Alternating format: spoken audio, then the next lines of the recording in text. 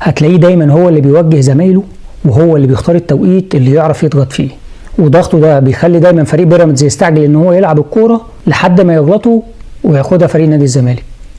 علشان كده دور عبد الله مهم جدا في ان هو بيعرف يوظف زمايله، وبيعرف ان هو يحركهم، ويعرف ان هو يوجههم، وده فعلا بيبقى هو دور القائد الحقيقي، وخبره عبد الله تسمح له بكده.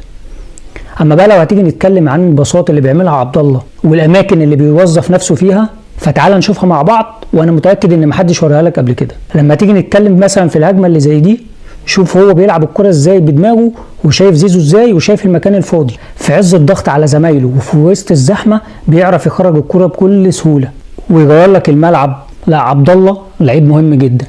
تعالى كمان كده مع بعض نشوف الكره ديت اللي خدها شلبي من نص الملعب وفضل يتحرك بقى ناحيه اليمين ناحيه زيزو. هتلاقي ان عبد الله بذكائه راح واخد الجنب بتاع شلبي واتحرك هو فيه. يعني لعيب هو عارف هو بيتحرك ازاي، مش مجرد ان هو بيتحرك حركه كده وخلاص.